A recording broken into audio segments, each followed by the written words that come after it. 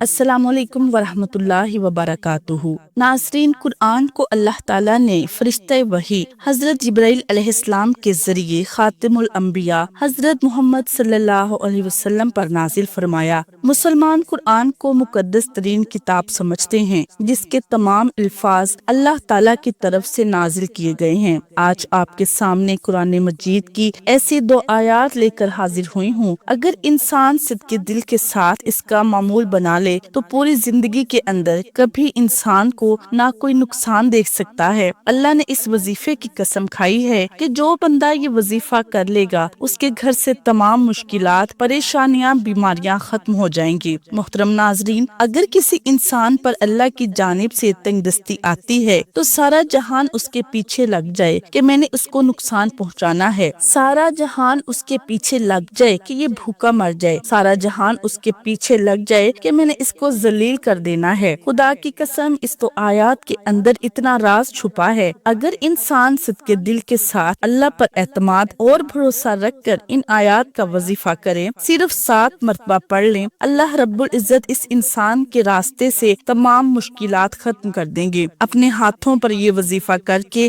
آزما کر دیکھو، قرآن پاک کے اندر داخل ہو جاؤ۔ قرآن پاک کے اندر ہر مشکل کا اللہ تعالیٰ نے حل رکھ دیا ہے۔ میرے نبی حضرت محمد صلی اللہ علیہ وسلم جب معراج پر گئے تو پہلے آسمان پر، پھر دوسرے آسمان پر، پھر تیسرے پر، پھر جب 7ویں پر پہنچے تو سدرۃ المنتہا، اس کے آگے کوئی مقام نہیں۔ تو جب میرے نبی حضرت محمد صلی اللہ علیہ وسلم ادھر تھے تو آواز آئی، ایک دروازہ کھلا ہے۔ تو میرے نبی جبرائیل امین کے ساتھ اس وقت سدرۃ المنتہا تک پہنچے تھے۔ آپ کے ساتھ جبرائیل علیہ السلام تھے۔ آپ نے پوچھا یہ کس کی آواز ہے؟ تو جبرائیل امین کہنے لگے، یا رسول اللہ صلی اللہ علیہ وسلم، میں نے پوری زندگی کے اندر اس دروازے کو کھلا ہوا نہیں دیکھا جو آج دیکھ رہا ہوں، اور دوسرے نمبر پر یہ جو فرشتہ نکلا ہے، یہ فرشتہ بھی میں نے اپنی زندگی کے اندر پہلی دفعہ دیکھا ہے۔ تو وہ جب آیا، وہ اپنے آقا حضرت محمد صلی اللہ علیہ وسلم کے سامنے جھک گیا اور اللہ کی جانب سے یہ تحفہ دیا جو قرآن کی 2 آیات تھی، اور اس آیات کی اتنی اہمیت اور فضیلت ہے۔ اس وقت اس فرشتے نے 3 چیزیں دی تھی، ایک نماز کا تحفہ تھا، ایک امت کی شفاعت کا تحفہ تھا۔ جن 2 آیات کے بارے میں بتایا جا رہا ہے وہ آیات سورہ بقرہ کی آخری 2 آیات ہیں۔ ان 2 آیات میں بڑے خزانے پنہاں ہیں جن کے بارے میں پیارے آقا نے اپنی احادیث میں بتلایا ہے۔ مسلم و بخاری کی ایک روایت میں ابو مسعود عقبہ بن عمرو انصاری بدری سے روایت ہے کہ رسول اللہ صلی اللہ علیہ وسلم نے فرمایا، جو شخص رات کو سورہ بقرہ کی آخری 2 آیات پڑھ لے گا وہ اس کو کافی ہو جائیں گی۔ ایک دوسری حدیث میں سیدنا حذیفہ بن الیمان سے روایت ہے کہ رسول اللہ نے فرمایا، مجھے سورہ بقرہ کی یہ آخری آیات عرش کے نیچے خزانے سے دی گئی ہیں۔ ان جیسی آیات نہ پہلے کسی کو ملی ہیں اور نہ بعد میں کسی کو ملیں گی۔ اس روایت سے ان آیات کی عظمت کا اندازہ ہوتا ہے کہ ان آیات کی کیا عظمت ہے۔ ایک دوسری روایت میں سیدنا عبداللہ بن مسعود بیان کرتے ہیں کہ جب رسول اللہ کو معراج کرائی گئی تو 3 چیزیں دی گئیں، ایک 5 نمازیں، دوسرا سورہ بقرہ کی آخری آیات، تیسرا شرک کے سوا آپ کی امت کے لیے تمام گناہوں کی معافی۔ یاد رہے کہ سورہ بقرہ کی آخری 2 آیتوں کی فضیلت کے متعلق بے شمار احادیث ہیں۔ ایک موقع پر آپ صلی اللہ علیہ وسلم نے ارشاد فرمایا، اللہ تعالیٰ نے زمین و آسمان پیدا کرنے سے 2000 سال پہلے ایک تحریر لکھی تھی جس کی 2 آیتوں سے سورہ بقرہ کو ختم کیا گیا۔ یہ 2 آیتیں جس گھر میں بھی 3 روز تک پڑھی جائیں گی، شیطان اس گھر کے پاس بھی نہیں بھٹک سکتا۔ ایک حدیث کا مفہوم ہے کہ رات کو عشاء کے بعد اور سونے سے پہلے جو شخص ان 2 آیتوں کو پڑھ لے گا اس کو تہجد کے برابر ثواب ہوگا، گویا اس کو ایسا ثواب ملا جیسا کہ اس نے تہجد کی نماز ادا کی۔ کتنی عظیم ہے یہ فضیلت کہ تہجد ادا کیے بغیر تہجد کا ثواب حاصل ہو جائے۔ یاد رہے کہ اللہ رب العالمین کا یہ فضل عظیم ہے کہ اس نے اپنے بندوں کو اپنی رحمت و مغفرت کے لیے ایسے آسان اسباب مہیا کیے ہیں۔ سورہ بقرہ کی یہ 2 آخری آیات بھی انہی اسباب میں سے ہیں۔ ایک روایت میں آتا ہے کہ حضرت علی فرماتے ہیں کہ کوئی عقل مند شخص ان 2 آیتوں کو پڑھے بغیر نہیں سو سکتا۔ مطلب یہ کہ اگر ہم ان آیات کو پڑھے بغیر سوتے ہیں تو حضرت علی رضی اللہ تعالی عنہ کے نزدیک ہم بے عقلوں میں شامل ہوئے۔ اور یاد رہے جن کے بارے میں حضرت علی نے یہ فرمایا وہ سورہ بقرہ کی مذکورہ 2 آیات اللہ تعالیٰ فرماتا ہے جس کا ترجمہ ہے، رسول ایمان لایا اس چیز پر جو اس کی طرف اللہ تعالیٰ کی جانب سے اتری، اور مومن بھی ایمان لائے۔ یہ سب اللہ تعالیٰ اور اس کے فرشتوں پر اور اس کی کتابوں پر اور اس کے رسولوں پر ایمان لائے۔ اس کے رسولوں میں سے کسی میں ہم تفریق نہیں کرتے۔ انہوں نے کہہ دیا کہ ہم نے سنا اور اطاعت کی، ہم تیری بخشش طلب کرتے ہیں اے ہمارے رب، اور ہمیں تیری ہی طرف لوٹنا ہے۔ اللہ تعالیٰ کسی جان کو اس کی طاقت سے زیادہ تکلیف نہیں دیتا۔ جو نیکی وہ کرے وہ اس کے لیے، اور جو برائی وہ کرے وہ اس پر ہے۔ اے ہمارے رب، اگر ہم بھول گئے ہوں یا خطا کی ہو تو ہمیں نہ پکڑنا۔ اے ہمارے رب، ہم پر وہ بوجھ نہ ڈال جو ہم سے پہلے لوگوں پر ڈالا تھا۔ اے ہمارے رب، ہم پر وہ بوجھ نہ ڈال جس کی ہمیں طاقت نہ ہو، اور ہم سے درگزر فرما اور ہمیں بخش دے اور ہم پر رحم کر۔ تو ہی ہمارا مالک ہے، ہمیں کافروں کی قوم پر غلبہ عطا فرما۔ تو ناظرین، یہ قرآن مجید کی سورہ بقرہ کی آخری 2 آیات کا ترجمہ تھا۔ تو محترم ناظرین، اس کو چھوٹا مت سمجھیے گا، اس کو معمولی نہ سمجھیے گا۔ یہ پوری کائنات کے اندر سب سے زیادہ مجرب عمل ہے، اس کے اندر طاقت ہے، اس کے اندر راز ہے، اس کے اندر گم ہو جاؤ،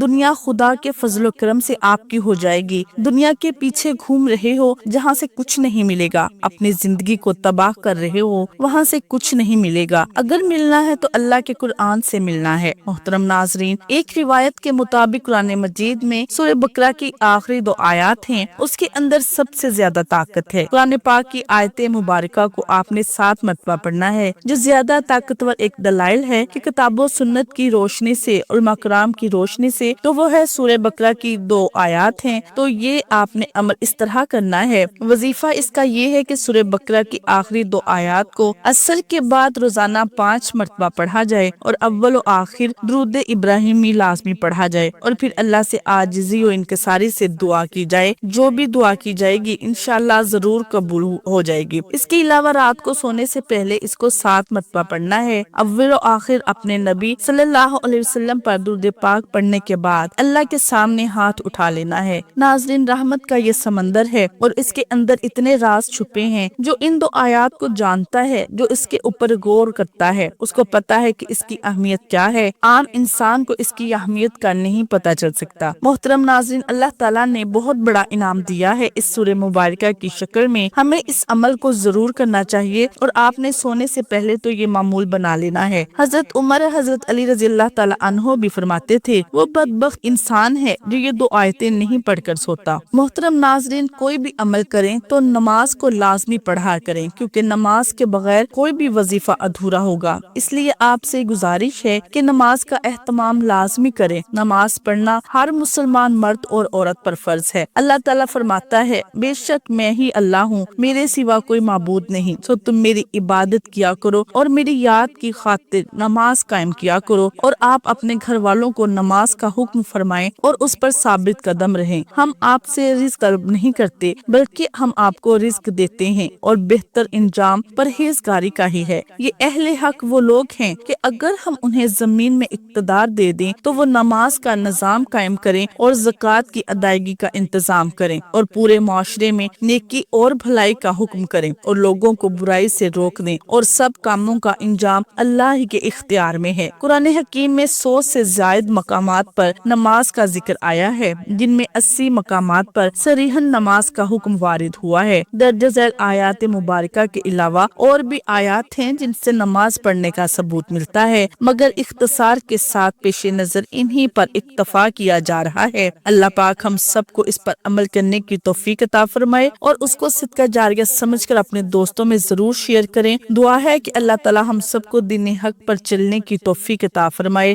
آمین ثم آمین۔ ناظرین، ویڈیو پسند آئے تو لائک شیئر ضرور کریں۔ جزاک اللہ خیر۔